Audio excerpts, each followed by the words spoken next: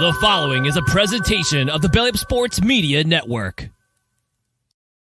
Here's what's cooking on today's Sports Stove Fantasy Baseball Show. We're back. That's right. Fantasy baseball is back, and we're excited to bring you the first episode of the year. And we're talking fantasy impact for Shohei Ohtani with his new home and Mike Trout without Ohtani, MLB news, offseason moves, and prospects who will have an fantasy impact this season. That's what's cooking on today's Sports Stove Fantasy Baseball Show.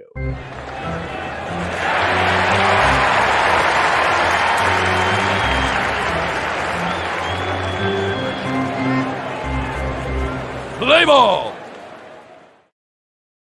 Welcome in to an all-new edition of the Sports Stove Fantasy Baseball Show, the relief show for all Cowboys fans who are trying to get their minds off of football. We are bringing you baseball. That's right. Baseball is here, and the fantasy baseball season just around the corner, and the Sports Stove Fantasy Baseball Show has you covered. Today's episode presented by Righteous Felon Jerky and SeatGeek. That's right. Looking forward to what's ahead. Each Sunday night, with the exception of Super Bowl Sunday, we'll be bringing you this show and giving you fantasy rankings and MLB news and all kinds of stuff going on. And I'll be joined each and every week, or at least the large majority of those weeks, by the senior fantasy writer from BellyUpSports.com, the one and only Kevin Wilson, who joins us now. Hey, Kev, how you doing, man? You know, we're doing great here, Vince, and I'm doing great. I don't know about anyone else in this Dallas area. Might be a little depressed, but we're we're in the midst of our first hard freeze of the season. Yeah. Over here in North Texas. So if we could talk about a little baseball and bring some spring thoughts into people's minds, that'll be great. And I'm certainly ready for the season. And I come in, I'm ready. I got my Rangers World Series shirt. I got my Rangers watch right there, World Series. And I got somewhere around here, I got my Rangers World Champion book. And right over there on the corner is a poster of champions of baseball Rangers. So we're pretty jazzed over here to get the baseball season started. So yeah, we're pretty happy in this house, especially because we're not Cowboy fans. That helps. So we are ready to get going here. Yeah, so it is stinking cold here. We are going to be below 20 all day tomorrow. Supposed to have snow coming in. I'm preaching a funeral tomorrow morning, and sitting up watching the football game here just a few minutes ago. I'm freezing my tail off in the house. So I got me some coffee brewed right here in my Christmas mug, Milwaukee Brewers Christmas mug. The heartache of the Brewers is softened by the success of the Packers right now. And we'll see how it shakes down. But baseball season is right around the corner. It's hard to believe. I mean, it's January. Typically in the past, we started this show in February. I'm already catching some flack for why in the world are you doing a show during the wild card game?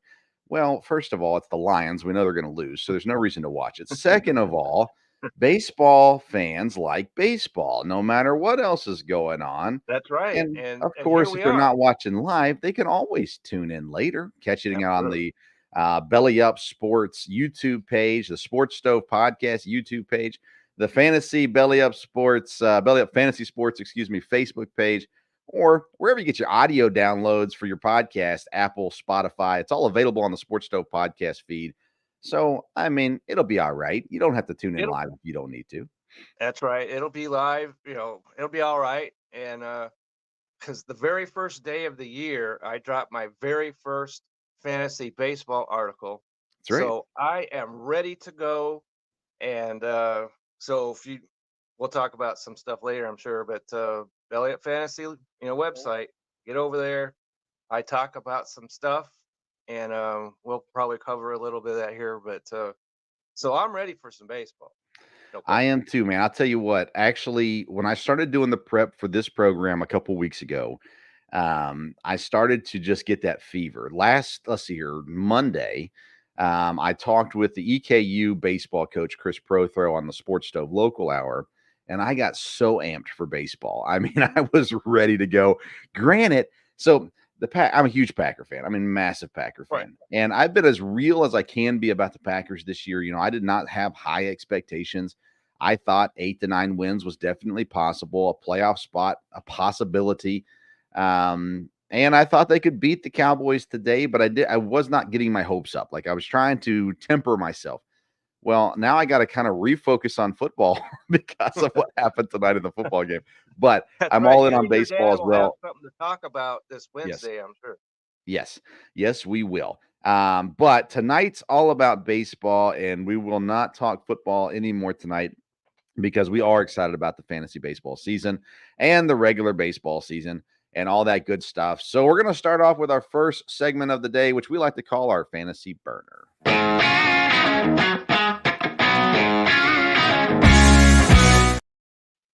This season, the Fantasy Burner is presented by SeatGeek. Are you going to a ball game, a concert, or anything else you need to buy a ticket for? You can get it at SeatGeek.com. If you use the code BellyUpSports, you're going to get $20 off your first purchase there on SeatGeek.com. So make sure you go check out SeatGeek.com, find the available seats and all different price ranges. Use that code BellyUpSports. You're going to get $20 off your first purchase from SeatGeek. And of course, we're so thankful for Belly Up Sports, not just Belly Up Fantasy Sports, but also BellyUpSports.com. And the crew over at Belly Up, even if they do think we're crazy for live streaming during a wild card football game, we're still pleased to bring it to you, and we're thankful for SeatGeek helping out as well. So each week, what we like to do, if you're new to the program, here it is, Vince. You found your book. Found the book, so there it is. So, all right. like I said, We'll see your Ohtani Dodgers jersey a little bit later as well.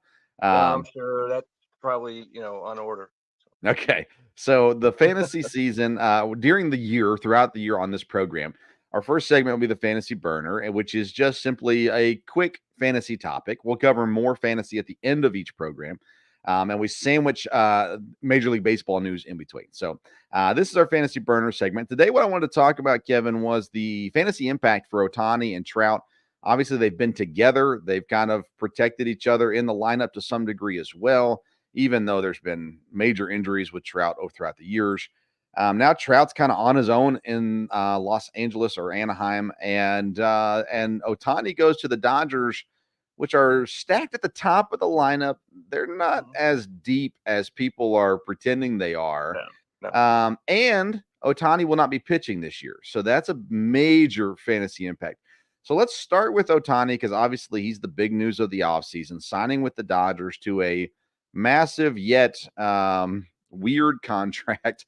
And but who cares about that right now? We might talk about that in the next segment. But let's talk about the fantasy impact that Ohtani has.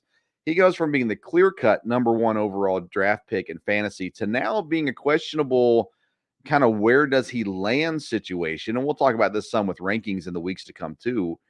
But when you look at Ohtani and where he's at now with the Dodgers, he'll hit, I would assume, in the top 3 of the lineup, either second or third.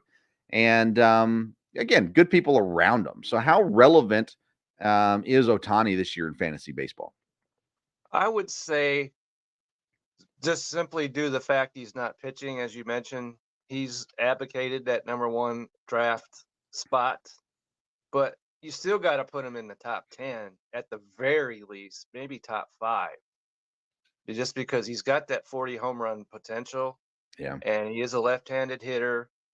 And he's going to be, as you mentioned, that top half of that lineup is pretty solid. You got, however they hit him, you got Betts and you got Freeman. And then they signed, what's his name from Seattle, which I'm not sure how big I am on that just yet. But they got Will Smith is a good hitting catcher in there. So their top of their lineup is solid. The other half, as you mentioned, is a little questionable to me. So he's definitely in the top 10 at least.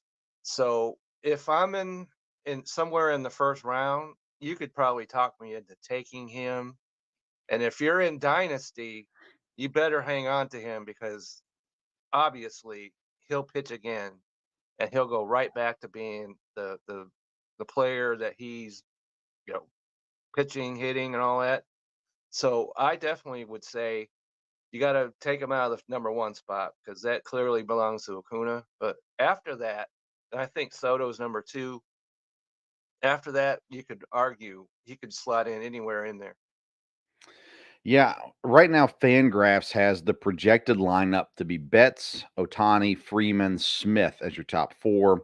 Right. Muncy, Outman, Teoscar Hernandez, who's the name you're trying to come up Oscar with, Hernandez. That's who I was and trying to think of. Jason Hayward, Gavin Lux to round it out. Yeah.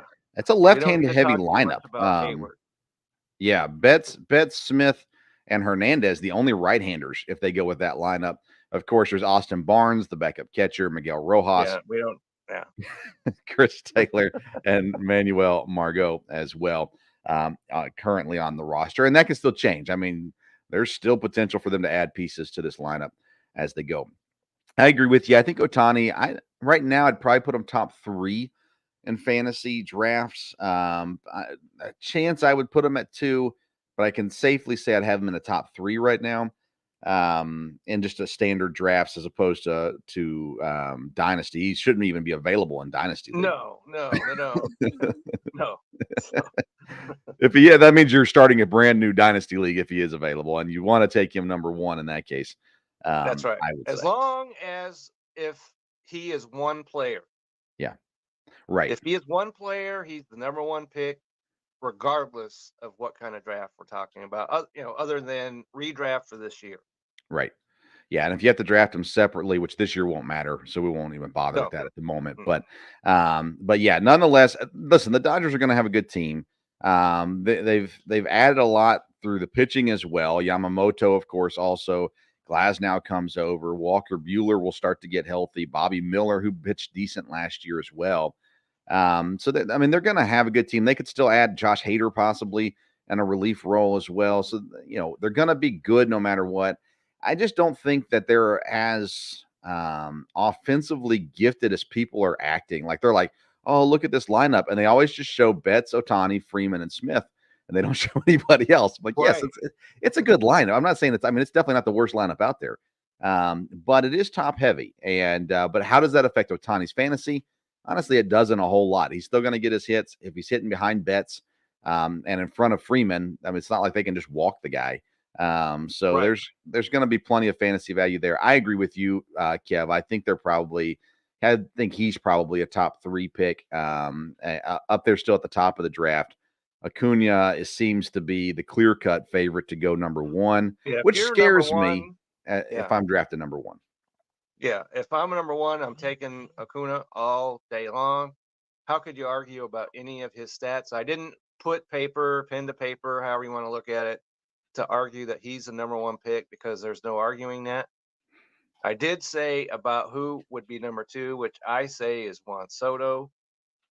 I like him in that lineup over there, hitting left-handed in New York. So if I'm number 2, even though he's disappointed in San Diego, I think he turns that around big time in New York. I'm not ready to give up my rankings just yet, but I probably agree with you. That's not saying a whole lot, and that's not a whole lot of not a big spoiler there. Right.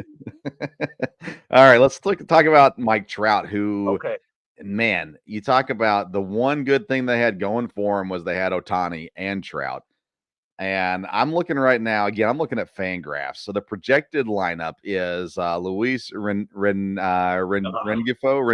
I always forget how to pronounce his name. I don't know how to pronounce that. And he could do some fantasy stuff for you. But he can, but he's not Ohtani. Trout, they got Trout batting second. Brandon Drury, Taylor Ward, Anthony Rendon, Mickey Moniak, Logan O'Hoppe, Nolan Shanuel, and Zach Nato. Oh boy, what is this? I mean, Trout. Yeah. Let's talk about Trout without, first of all, standalone Trout. He has dropped from a top pick to a top 5 pick to a late first rounder to now 3rd rounder. Like, where does Trout stand? Even if he had, Ohtani still on the team. You know what? I was thinking that Mike Trout has gone from being, as you mentioned, almost a must-have player to being a player that I don't want anything to do with. Hmm. And unless he falls lower than the third round, Really? then maybe I could be talked into him but you take that injury history, which is glaring, and Yeah. then that lineup that you just mentioned Yeah. is a second division lineup, no question about it. There's some players that have some value, but they're not. They'd be batting all those guys, but Trout would be batting in the bottom of somebody's lineup. Yeah. So I don't like him in that lineup at all. I think the whole team takes a big, huge step backwards. How could they not? And so Mike Trout, I'll let somebody else, take him and then let that be their problem. I'm not going to have anything to do. The way I look at Trout is now again, it all depends on how the first 2 rounds go. But if he's there in my third round pick, I would think I would take him there. I don't think I could take him in the second round. I think right now his ADP is late second round.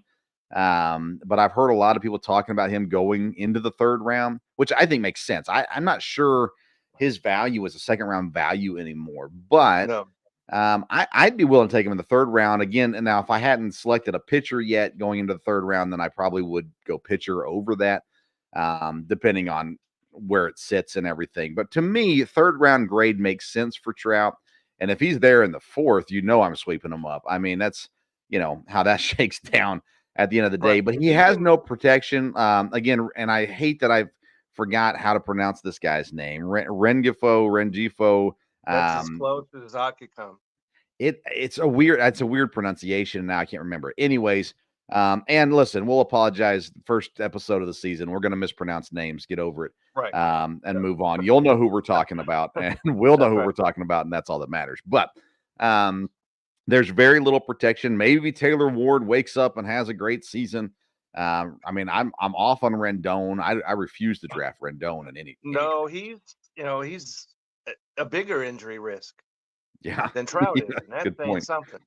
Yeah, So yeah, I don't like their lineup. I don't like it at all. Individually, I could see because I've had. Okay, I'm going to try it. Ringafo. I'll just okay, say it.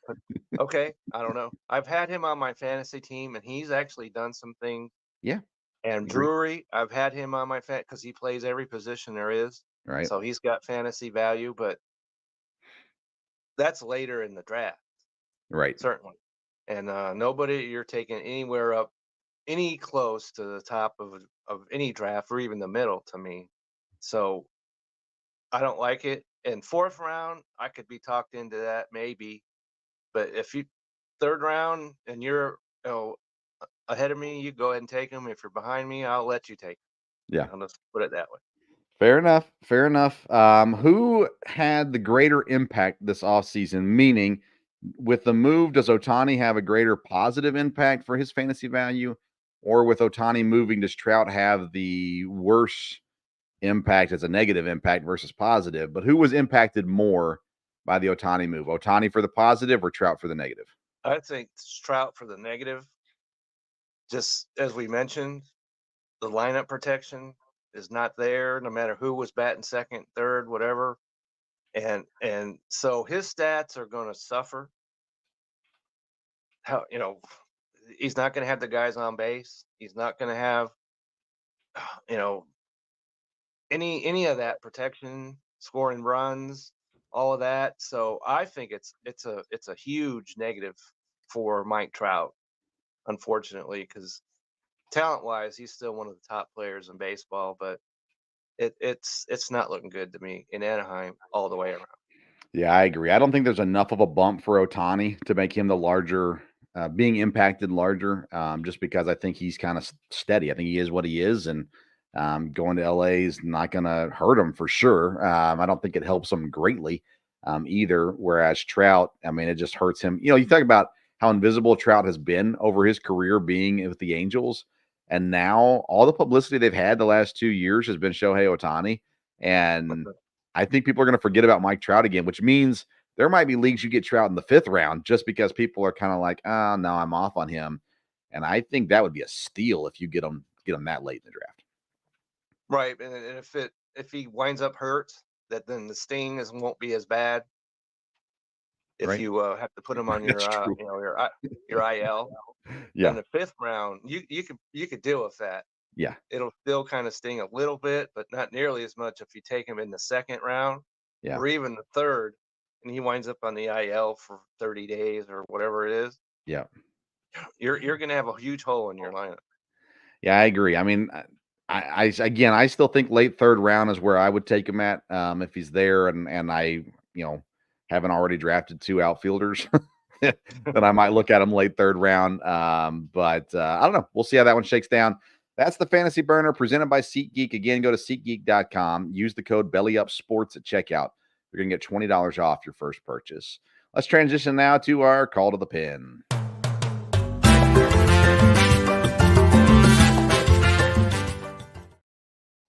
Our call to the pin is presented again this year by Righteous Felon Jerky. It's time to join the flavor revolution, and you can do it at righteousfelon.com. You're going to use the code STOVE15. That's STOVE15.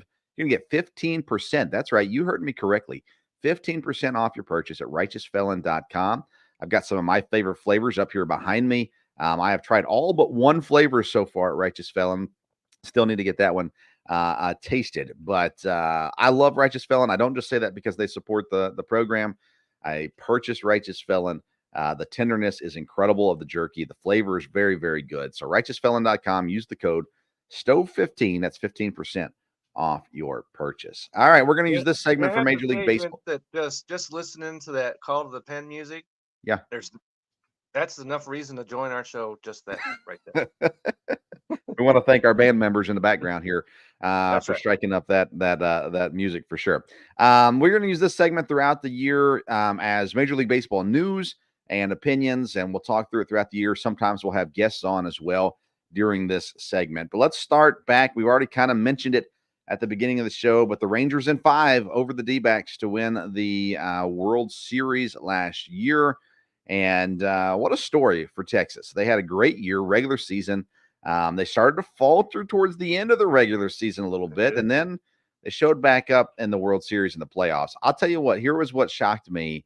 I just kept saying the pitching. There's no way the pitching is going to last, but they did. How's the feeling there in Texas about the Rangers now heading into a new year?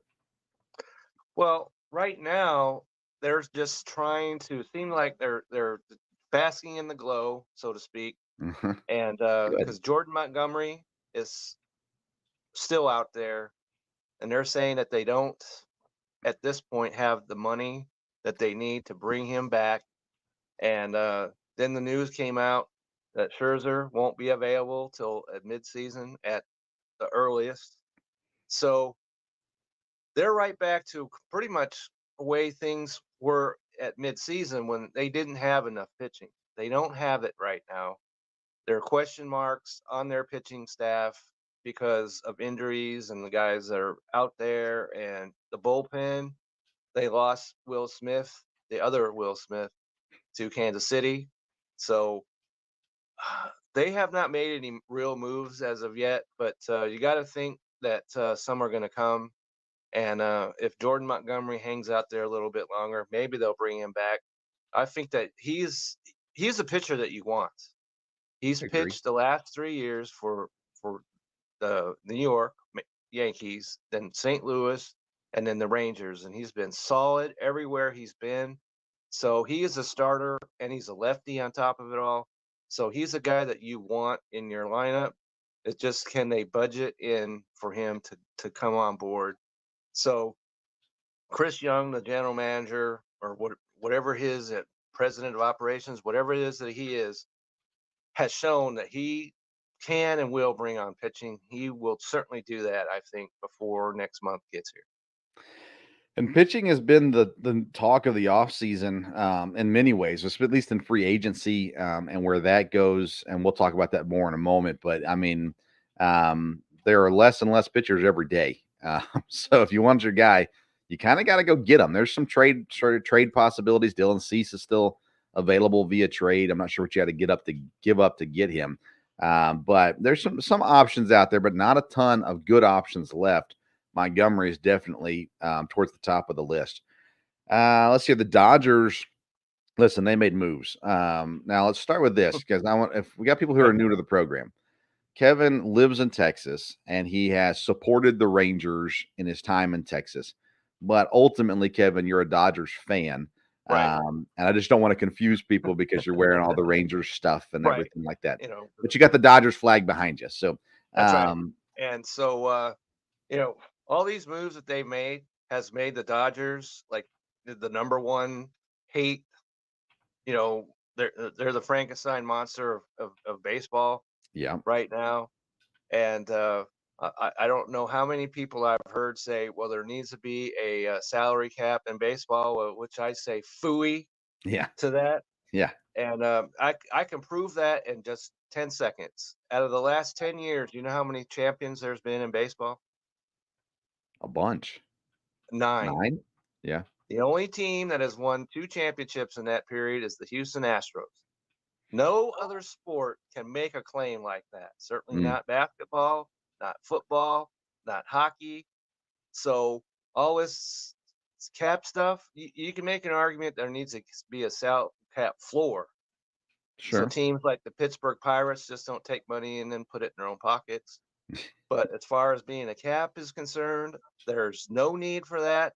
Baseball, and this is in the early 2000s, there was a run of 7 different champions in 7 different years. So baseball, among all other sports, has the opportunity, because we're talking about the Kansas City Royals have a World Series championship in the last 10 years, right? Yeah. Okay. So They fell apart afterwards, but yeah. they fell apart afterwards, granted, but they made it to 2 World Series in a row. Yeah. So if you happen to be a fan, let's just say the Portland Trailblazers in the NBA, are they going to the NBA Finals? Do they have a shot? No. No, they do not. So all the people that are yelling for a salary cap can please shut up, okay? And Kindly, we ask. yes, please. Just I don't want to, come out too strongly there, but as far as the Dodgers are concerned, Ohtani, exactly the way I predicted, the Angels would not trade him. They did not. right. The Dodgers signed him just as I said they would. And so, yeah, it's not the Dodgers' fault that Ohtani wanted to, put off 680 million or whatever it is of his salary. That's not their fault. They didn't. Yeah. That's his suggestion. Yeah. I will question them bringing Tyler Glasnow over with because he's been hurt, Yeah. and I'm not big. Maybe, but I'm not one of those that are absolutely sold on him. And Yamamoto, if you sit there and tell me you know exactly what he's doing, you do not. He hasn't even thrown a pitch on American soil yet in a major league game. I do like the fact that he's 25, Yeah. much younger than the other guys that have come over from Japan in the past. But if we're talking a little fantasy here, you have to take him if you're going to take him wherever you feel comfortable and just live with it. I think that where he's going, I'm going to take a more established pitcher to me Yeah. than him. But he could go 20-7, let's say, Yeah. or you know, and if he's, let's say, like somebody like Senga from the New York Mets, you can live with that. And but just to be able to know what he's going to bring is an impossibility. So you just have to do your research and just wherever you feel comfortable, do it and live with it. So I'm going to start with Glass now. He last year pitched 120 innings, the most in his career. Right. 120 is not that many. No, um, in no, that's 2022, he pitched 40. six What is that? point. 42 innings short of qualifying for the ERA title. Yikes. In 2022, he only pitched 6.2 innings. 21, he was 88 innings. 20, he was 57. 19, he was 60. In 2018, when he came over to the Rays from Pittsburgh, he pitched 111. So, listen, I like Tyler Glasnow. He's a good pitcher, obviously. Health is everything for him, and I, I'm I don't think it was a bad move by any stretch of the imagination for the Dodgers. No, And they also added some outfield help as well with Margot. So I mean, I liked the move for the Dodgers, but when I looked at it, my first thought was, man, Tyler Glasnow, man, what a move. But then I thought, wait a second, I can't draft him high because he's only going to No. give me half a season, and I'm going to need him for more than that. Now, if he's healthy for the playoffs, that's one thing, but more than likely he gets hurt and is out for the season, and I don't get him in the fantasy playoffs, and he ultimately does me no good whatsoever to have on my team. I don't know. I've not really dove in too deeply to ADPs yet. That being said, Glasnow's one that I'd have to think long and hard about when it comes to drafting him, just because I really don't think he's going to be around when I really, really need him. Yeah, that's exactly where I was coming from. And there are plenty of pitchers who maybe don't have the ceiling that he does have, but their floors are significantly higher than his, I think. So if you're talking higher up in the draft, floors to me is where you need to make sure they've got a good stable floor. And Tyler Glasnow doesn't have that to me. Yeah. Now, I was surprised, Kevin. We haven't talked a lot this offseason. No, I figured you would be incredibly stoked about Yamamoto. You did mention that he's young, which is always nice. that's Um, nice. So yeah, at the end of the 5-year deal or whatever it is they gave him, he's yeah, 30. You yeah. can live with that. You don't have to worry about him being 38 years old at the end of the deal. Fangraphs has him projected to pitch 184 innings, to go 12-9, to have a 9.78 strikeout over 9 innings, average, 3.98 ERA. How do you feel about him as far as I don't know. I guess I would have thought you were going to be incredibly stoked, and you come across as actually kind of pessimistic on the Yamamoto sign. So tell Well, me, I tell don't me want from a to. fan side of things, not a fantasy side of things, a Okay, the fan side fan of things. side How of you feel me, about him? is I'm still a little cautious Okay. because the Dodgers used to be known for being the pitching mecca of baseball, Hmm. but Walker Bueller for one, he's been hurt. They've had some guys that have gone down, and so I, I don't know if maybe it's a Dave Roberts thing, and it seems like he gives them guys all, he pulls them out of games and whatever to try and protect their arms, but maybe something's just not clicking exactly to me when it comes to the Dodgers and pitching. It Mm. should be, and I want to be excited about it as a fan. I think it. Who could possibly market against the Dodgers bringing Yamamoto and Ohtani into a ballpark? And so just that alone, they're gonna break in the dollars and the Dodgers, they start the season over there in Korea this year. And so from that point on, there's gonna be dollar signs flowing all over the Dodgers and ad revenues and everything else and interest. So on that note, it made all the sense to just give him Yamamoto whatever he wanted. So because they're gonna triple profits off of that alone. And so then that makes it so they can make other moves and get people more upset because Dodgers are adding players. So on that aspect of it, the Dodgers, hate them. I'm all Right. cool with that. And just like Yankee fans were back in the day, when I just hope it's a different thing because when the Yankees were most hated, they didn't win. Yeah, So that's I true. hope that's a little different here. Milwaukee made a little bit of news early in the offseason by signing 19-year-old Jackson Chirio to an 8-year, $82 million deal, a big deal for Milwaukee. Chirio's been raking in Double-A last year. I mean, raking. And now there's talks that he makes the opening day roster and is playing on opening day in Milwaukee, which I'd be perfectly fine with as a Milwaukee And fan. yeah, But it's dangerous, right, to sign a 19-year-old to this kind of deal. yeah, that seems the way the things are going. A lot of guys are signing their players so that they stay way, away, away, away, away from arbitration, which I understand when Soto gets a $31 million 1-year deal. So if I were you, I'd be really stoked. Yeah. And we're going to talk about prospects like a little bit later on, but Yeah. I would certainly be excited to have him in my system, and I think that he's going to be on that major league roster to start the year. Yeah, I was gonna say, yeah, he's definitely gonna to be on it at some point. The start of the year is the big question mark, but I don't see why not. Why do you sign the dude to the contract and not let him play? I mean, you're talking about Right. fighting with Weimer, who is entertaining but not great. Garrett Mitchell, who's steady and solid, but he's not Cheerio. I mean, there's reasons to have him up there for sure.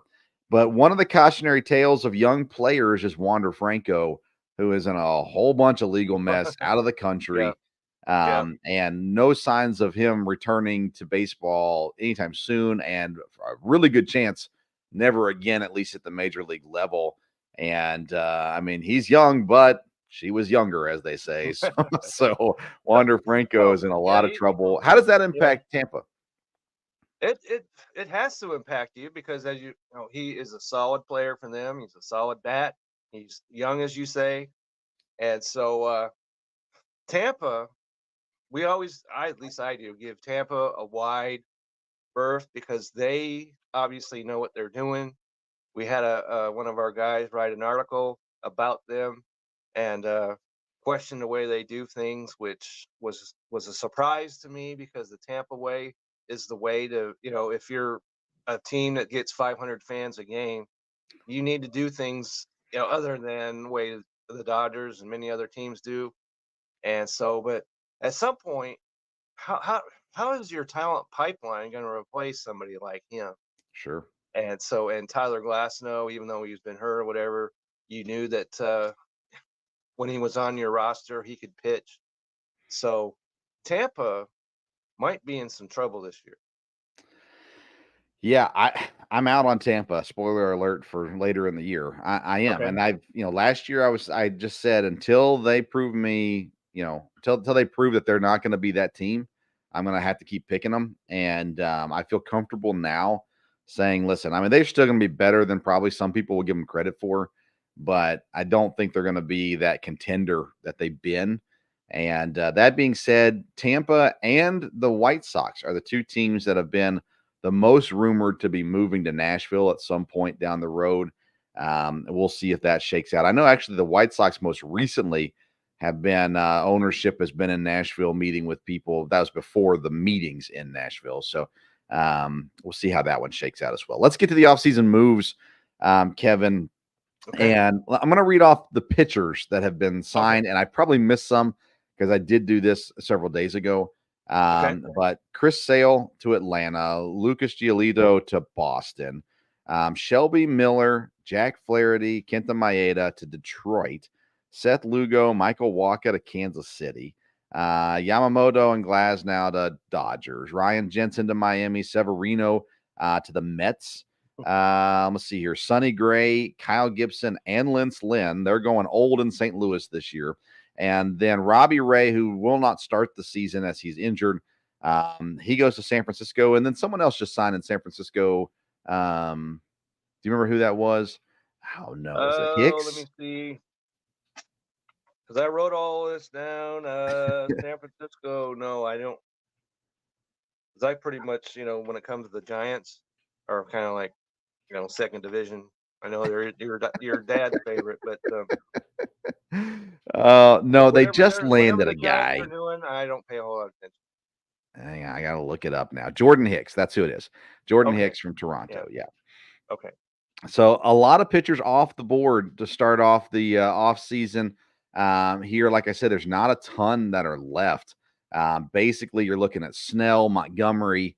Let's see here. Stroman just signed with the Yankees, so he's Yeah. off the board. Kurt Kershaw still available. Greinke's still available, and your boy Julio Urias, who had his charges dropped, which That's doesn't mean right. that he won't get suspended because he No. probably will for 35 games, maybe. That's just a guess.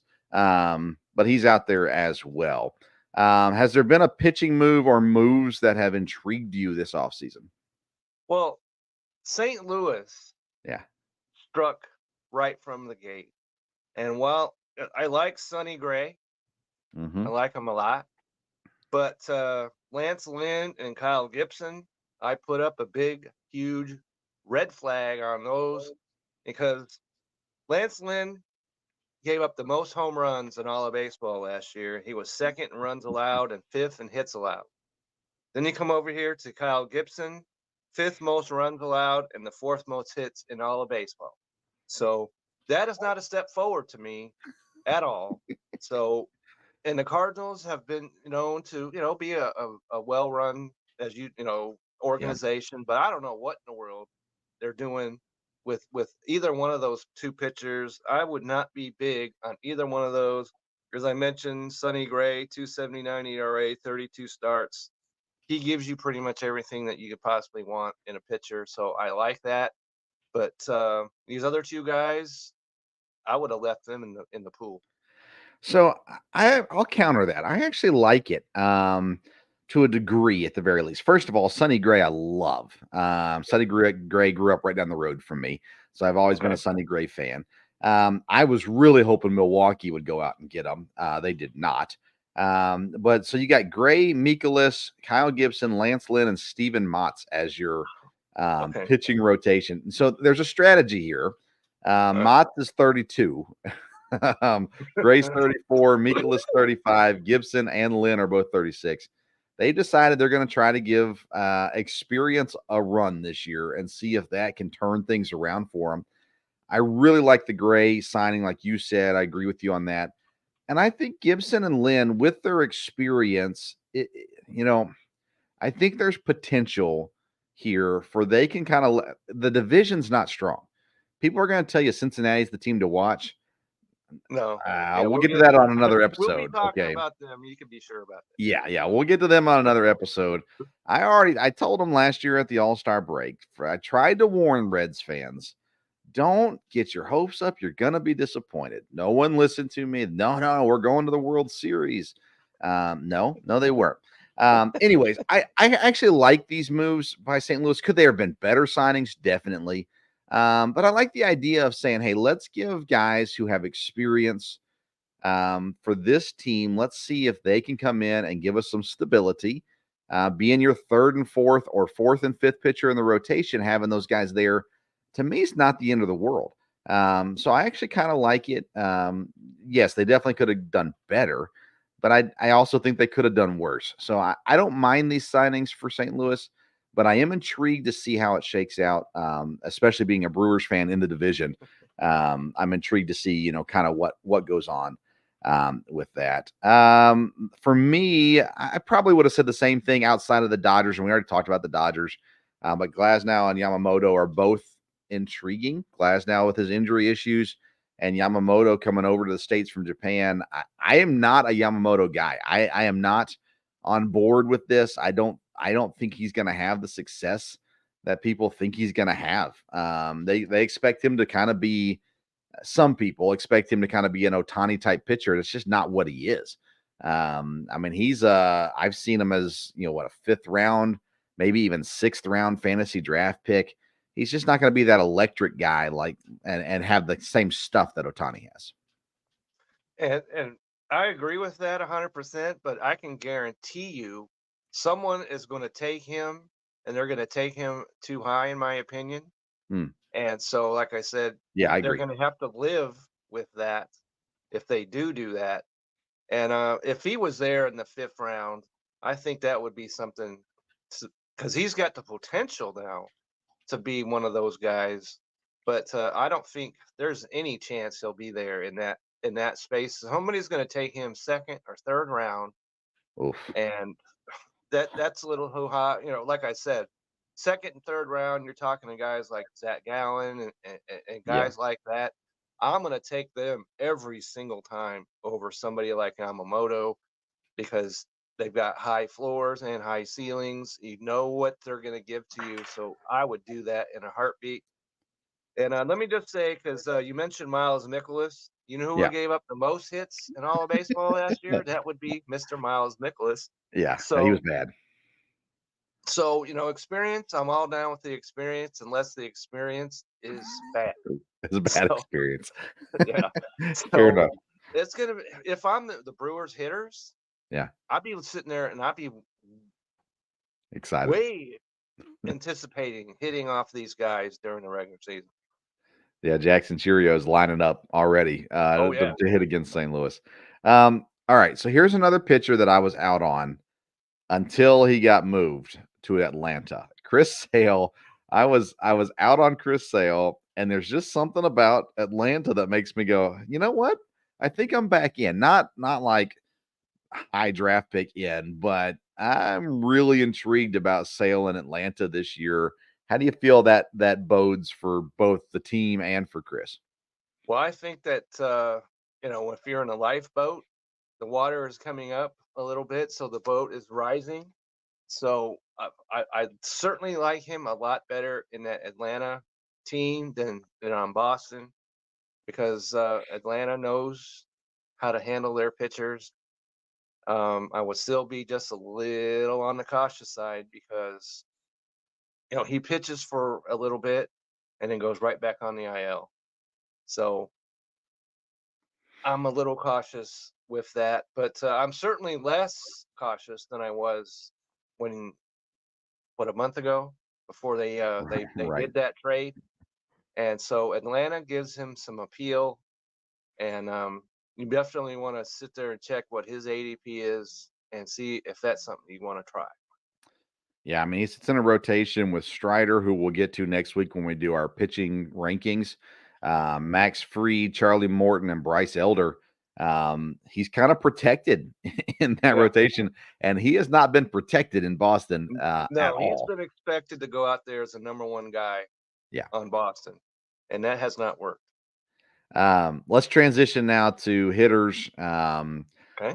Really, outside of Juan Soto going to New York, I don't really feel like there's any major news. I thought the Yeimer Candelario signing by Cincinnati was intriguing. I like the Von Grissom move to Boston. I think that he has an opportunity there to showcase his untapped potential to this point. And then outside of that, though, I mean, there's just not a lot to love so No. far, and there's not a lot of great free agents out there either. Outside of Bellinger, I like Matt Chapman in the right situation still as well. Reese Hoskins, who was injured, but when he comes back, there's just not a lot of big names sitting out there. So Soto seems to be the big move, getting traded to the Yankees. And so you talk about pitchers, and the pitcher that the Padres got for Soto, Michael King, is a guy that you certainly want Right. to take a look at. Yeah. And I think he's going to do well down there in San Diego. And so, but you're right. Hitters that we're talking about, like Hunter Renfroe. Let's not get too excited over that. Um, I'm just looking over here. Garrett Hampson and Yeah, Kansas City. And Mitch Garver, which Right. I like him. Right. Okay, going to Seattle, but Luke Raley, Yeah. Mitch Haniger, these are the kind of guys that we're talking about, and it's way too early to be jumping for joy over any of these dudes. And so, Hey, let me say this, Kev, though. I okay, love what the Yankees did, not only with Soto, but Trent Grisham comes over with them, and I am a massive Trent Grisham fan. And yes, he has devalued over time, but he's still actually relatively young and a solid defensive outfielder. And if he can find his bat again, he's going to be a great piece for New York. And they bring in Alex Verdugo, which again, 3 years ago, you would have said, wow, but now not as much. But you put him in a change of scenery. Soto, Grisham, and Verdugo, that's a pretty decent offseason for the Yankees. the only thing that concerns me about Soto to the Yankees, and everybody's all like Aaron Judge in center field is a great move, but that's asking a lot from a guy as big as he is. And I Is he would going to think be that the I would everyday? have He's had not going to be the Soto everyday at center center fielder, is he? before I would have, yeah. So defensively, that screams like you said, Grisham. He is a pure center fielder, but you're not going to take Aaron Judge out of your lineup. So I don't know how that's going to exactly fit in New York. So I think Stanton's the odd guy out here. Stanton, Yeah, I think Judge is going to do more DHing personally, and I think Stanton's the guy that's the odd man out that gets left behind here. And I mean, you don't have to have Grisham out there every day. He doesn't need to be an everyday guy right now. And but he's only 27. It feels like Trent Grisham has been in the league for Wow, I did not 13 realize years. that. Yeah, Okay, he's so 27. young. Yeah, there's still There's a some lot there. meat on that bone, if Yeah. you will, at 27. Yeah, and you talk about right now, the way that it's lining up is you could have Oswaldo Cabrera and Oswald Pereza as bench guys for the Yankees. And now that depends. The last year, DJ LeMahieu was kind of in and out, different places. Gleyber Torres, so I mean, maybe they take over these spots. But I mean, at the end of the day, I think the Yankees are set up right now to have a solid season. Garrett Cole, Carlos Rodon, Marcus Stroman, Clark Schmidt, and Nestor Cortez are their projected rotation guys. And they actually have depth for the first time in a really long time, bringing in Grisham and Verdugo and Soto, of course, as well. So I don't know. This might be the year the Yankees show back up again. They might, and I certainly won't jump for joy over those pitchers that you just named, but they are all a step up to me over Luis Severino, who Right. went to the Mets, which boggles me to no end. I don't know what in the world the Mets are seeing in him. He just won't stay healthy. Right. And so the Yankees, they've got depth, they've got some pitching, they've got. I'd rather pretty much stick my head in the microwave than speaks nice about the Yankees. But you have to like some of the things that they've done over there. Yeah. Tampa, as you said, and I say, take a step back. So they're going to be right there with Baltimore and Toronto trying to win that AL East. And they've disappointed, of course, the Yankees in recent years. But Yeah. you better look out for them this year. Yeah, they've disappointed Yankees fans, but no one else over the No last one else. several No one years. else. Certainly not anybody in this house. Yeah, we'll continue to talk about these moves as we get throughout the year, get into our rankings next week, even and things like that. But a reminder: today's Call to the Pin segment is presented by RighteousFelon.com. Use the code STOVE15 at checkout to get 15% off your purchase. Now is the time to join the flavor revolution. RighteousFelon.com. Let's break into our final segment of episode 1 of the 2024 season with our fantasy focus.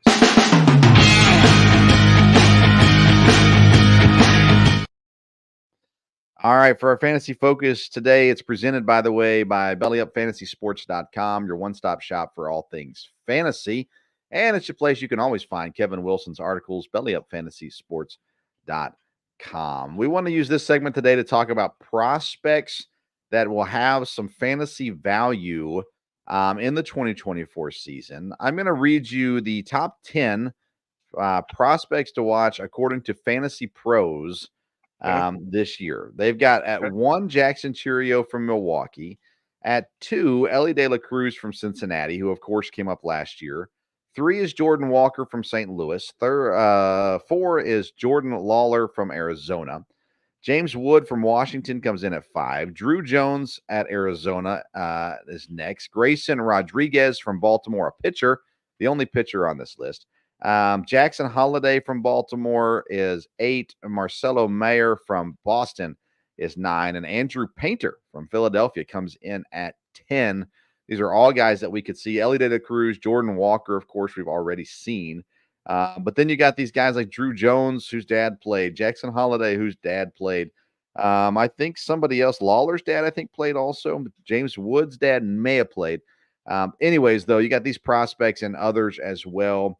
I'll let you start, though, who you think is fantasy relevant as a prospect this year. Okay, so I am surprised that on that list that you named, that number 1 to me is Jackson Holiday of the Baltimore Orioles. And every other place other than Fantasy Pros has him ranked as the number 1 prospect in baseball. I did not consider Ellie De La Cruz as a prospect. Sure. He's played a half a year in the majors, so he is no longer a prospect. So, and Yamamoto, I did not consider him a prospect either. Right. And so Jackson Holiday, right, in 125 games, 323, 1275. And this is what I really like about him, 101 walks versus 118 strikeouts. Mm. So And he also had 24 stolen bases in the minor leagues. He plays second, he plays short. And so I think he's Baltimore's next superstar. And and they know what to do with their young guys over there. And Right. you are the one, Vince, that number one at identifying prospects. You've done it the last couple of years. You've been ahead of the curve. So, do you think that Holiday belongs at the top of the list? I think he belongs towards the top of the list. I think that Cheerios is number one for me because of the opportunity that he's going to get. I think he is more guaranteed to get that opportunity from the get go of the season versus Jackson Holiday. But I think when Holiday comes up, the pressure that's going to be on this kid is going to be huge. But he's got a chance to watch Gunnar Henderson do it in front of him, Adley Rutschman do it in front of him, and Jordan Westberg do it in front of him. So there's that, and Baltimore's done great with these young guys. Holiday is projected right now to be the starting shortstop for Baltimore, which is interesting, I think, also. And you put him in that lineup with Henderson, Rutschman, Santander, O'Hearn, Hayes, Mullins, Montcastle, Westberg. Like, it's a really good team. But I think Holiday probably starts lower in that batting order than Cheerio. If Cheerio comes up and starts the year, I think he's going to get just more opportunity than Holiday will, at least at the beginning of the season. So I put them neck and neck, honestly. I think they're both right there towards the top, and I would not argue with anyone who puts Jackson Holiday number one on any prospect list. But those Arizona guys, Drew Holiday is a really intriguing prospect. We have seen him as a high schooler, a lot of publicity on him as a high schooler, but they've also got guys that they're going to have to find space for their young guys, whereas Baltimore has space, Milwaukee has space as well. By the end of the season, we may talk more about the Arizona guys than we do about the other guys, but I think as far as season whole goes, Holiday and Churio are the two guys you're looking at. The only thing that concerns me about Churio, unlike Holiday I just mentioned, 43 walks against 104 strikeouts. Mm.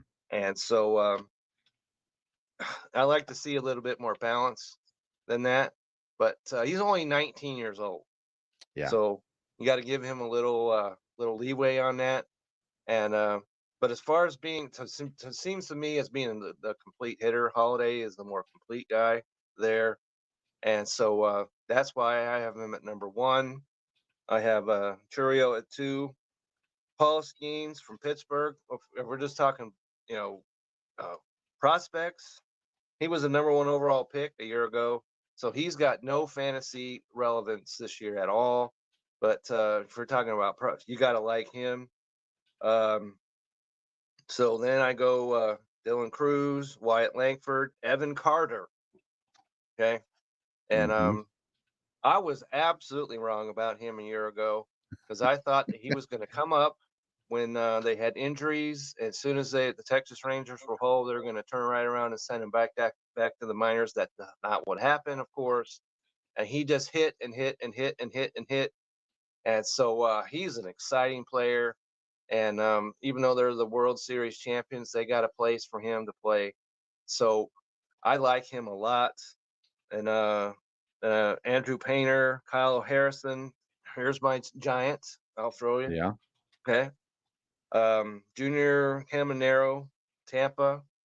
So they do have players still over there in Tampa. But so those are my top 10.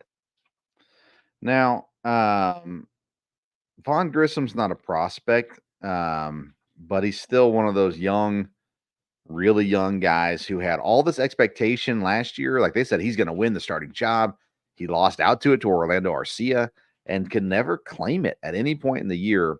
He makes the move to Boston, projected to be their starting second baseman. How do you feel about Vaughn Grissom and how he lines up and now with a change of scenery? Sometimes change of scenery helps, but but he's not one of those guys. When you talk about change of scenery, it's usually because of older guys. If you're a young guy, that it doesn't matter. It shouldn't matter what scenery you have.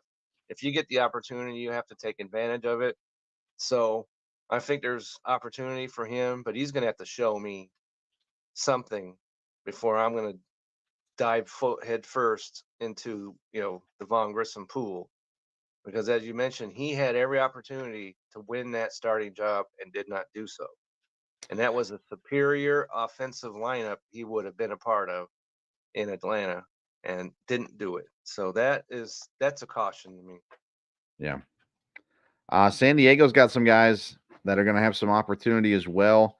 Robbie Snelling, Braden Nett, with the moves that San Diego's made this year, that's going to create some open room and a possibility of, opportunity there in San Diego for sure.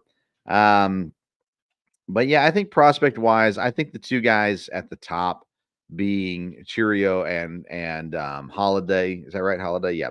Yeah. Those are the guys at the beginning of the year that you can look at and go, okay, I got an opportunity with these guys to go out and get some value fantasy wise. The other guys are guys you put the little flag on. If you're on ESPN, you can flag them and keep them on a little watch list. That would be And pay attention. That would be great, Vince, if ESPN had a fantasy app that you could actually get on, because it's been under maintenance for about Under about maintenance. 5 days now. Yeah, every And year, man. yeah, and when it was available, and that was part of my article, where they have Julio Gonzalez, or Rodriguez, I'm sorry, Rodriguez, Julio Rodriguez ranked in their outfield was absolutely absurd to me. I don't know what in the world they're talking about over there. Maybe they'll rethink that when the rankings and when they put their app together, whenever that is. But I saw that and I was like, no, no, no, no, no. So we'll see what happens when they actually fire up that app, and we'll go from there. All right. So next Sunday we come back 8:00 Eastern time, and we're going to start off our rankings. We're going to start off with starting pitchers. In the past, we've always started with catcher. I said we're going to shake it up a little bit this year. So we're going to start with starting pitchers, and we're going to do a little different this year too. We're going to give you tiers this year, and then we'll give you late round values, overpriced players, guys that we're not going to go after because we think that people will draft them too high. Might give you some mid to late round stuff or some busts to a degree as well. But we'll get to pitchers, starting pitchers next week and get the rankings rolling out. Before too long, we'll get our draft set as well. And last year, Chase won, and not sure that he's going to be back with us this year. But we will get the league filled out, and we're going to do a head-to-head points league as we've done in the years past, and we'll kind of use that as our meter throughout the year as well, and keep you up to date on how we're doing. Kevin is a regular season monster, and that's the nicest thing I'll say about Kevin today. We will not bring up his postseason. Yeah, we don't need to get into that. But he's always there in the end. That's what matters. That's what matters the most. But we'll give you advice throughout the year, of course, as well. And looking forward to what's ahead in this year. So a couple things to remind you of before we go, though. First of all, bellyupfantasysports.com, an important website. You need to go check it out if you've not been there yet for fantasy on all the sports, football, hockey, basketball, baseball. It's all there at bellyupfantasysports.com. RighteousFelon.com is where you get your jerky and join the flavor revolution. Use code STOW15 at checkout. SeatGeek's where you get your tickets. SeatGeek.com. Use the code BellyUpSports for $20 off your first purchase. All right, Kevin. First of all, you find him at Twitter at Kevin62 WILSEA. What's on the docket from Kevin Wilson here in the coming days? Well, in the coming days, I'm doing whatever it strikes my brain to write about, if you will. But as I mentioned, there's a fantasy baseball article already on the Belly Up Fantasy website, and you can get a little early taste about because I identify who I think is the #1 fantasy starting pitcher. and may not be the guy that most people are thinking about. And so that's on there. And also, though, so I took a look ahead at fantasy baseball, but I took a look back about fantasy football. I identified my fantasy MVP, who was my most disappointing fantasy player, who my fantasy rookie was, and who I thought was the most improved from game one till the end of the fantasy season. Who was my most improved player? So those are all available on the Belly Up Fantasy website. And so get over there, and also the Belly Up regular side, because Mr. Eric Katz has been writing baseball stories almost nonstop since the season ended. Yeah.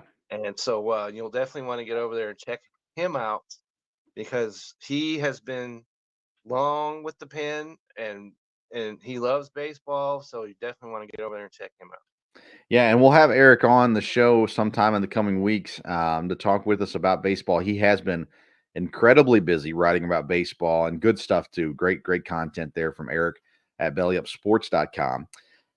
So my show is, I got 3 shows a week now. Sunday night is here, the fantasy baseball show. Monday night is the local hour covering Eastern Kentucky University sports. Tomorrow night, we're talking with the closer from EKU baseball. Will be on the show, Joe Clancy, and then have not confirmed, but the plan is one of the girls from the girls basketball team on the show as well tomorrow night. And like I said, last Monday, we talked with head coach Chris Prothro from EKU baseball. Worth a listen as well.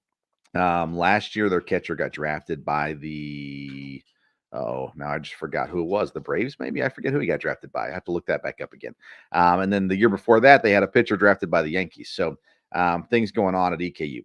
Wednesday night, me and my dad talk all things sports. A heavy emphasis on football right now, and the playoffs and things like that.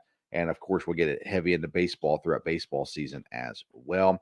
And then I want to encourage people to go over to bellyupsports.com. This season, I will be writing a semi-regular diary of a revived NASCAR fan. I have jumped back into NASCAR racing after an 8-year hiatus.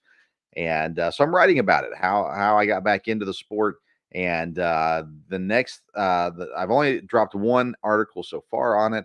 And then the next one comes out probably next week. And it'll be talking about picking a new favorite driver, because all the guys that were around 8 years ago are pretty much gone. So I'll go through that. And then throughout the season, I'll be recapping and previewing races as well, and covering that on the Wednesday Sports Stove podcast also. So there you go. There's that. My Twitter and Instagram is at Sports Stove. Might mention also that this past week I was a part of the Belly Up Belly Up Super Show, which involved the NFL playoffs. Which, because they moved that Buffalo game, there's still 2 games to play tomorrow. Yeah. So before those games start, you might want to get over, if you have not done so, get over there and check it out, because we all laid it out there on the line who we thought was going to win these games. So you can check out and see how accurate we are. And if you want to do that, the podcast, I would imagine it's on probably both the Belly Up Sports and Belly Up Fantasy Sports side. You can catch that. Yeah, it's definitely on Belly Up YouTube, Belly Up Sports YouTube page. And there's a lot of content coming out on Belly Up Sports YouTube, bellyupsports.com, bellyupfantasysports.com as well. Stay tuned. There's a ton of stuff coming out. I'll be hosting a NASCAR Super Show in February. We'll be doing a baseball Super Show right before the season starts as well. There's going to be plenty of football, Super Bowl Super Shows, draft Super Shows, all kinds of stuff going on. Now's the time to get subscribed to Belly Up Sports YouTube That's page, right. so that way you don't miss follow it yet. You need to come on board. Yeah, do it now. Do it right now. Do it now. All right. So next Sunday, me and Kevin will be back. We'll be talking starting pitchers and the rankings and any other Major League Baseball news that breaks between now and then as well, and very possibly have our first guest of the season next week as well. So plenty to look forward to this program. If you tuned in tonight, if you're watching on YouTube, if you could throw us a thumbs up, we would really appreciate it. It helps the algorithms, and of course, a subscription was great. Subscribe to us, share us, all that good stuff as well. If you're listening on the audio version, Apple, Spotify, or wherever, if you wouldn't mind leaving us a 5-star review, we would really appreciate it. And don't tell the people in your league about the show because you want all the best knowledge, but tell everybody else that's not in your league about the program as well and share it with them. We would also appreciate that. Kevin, any closing thoughts before we head out? Nope, I'm jazzed, as I mentioned, way at the top. So I'm really jazzed. Not even knowing exactly where we're going to head yet. We know we have an outline. We know what we're going to be talking about, but I have no clue as I sit here who my tiers are other than the top two guys. After that, we've got some things to talk about, and I'm really looking forward to getting into that. I love it, man. Kevin Wilson, Vince Stover will be here every Sunday except for Super Bowl Sunday. And we'll be here right alongside of Righteous Felon Jerky and Seat Geek and Belly Up Fantasy Sports as well. Thank you so much for tuning in to episode 1 of the 2024 season of the Sports Stove Fantasy Baseball Show. Until next time, we'll see you around the Sports Stove.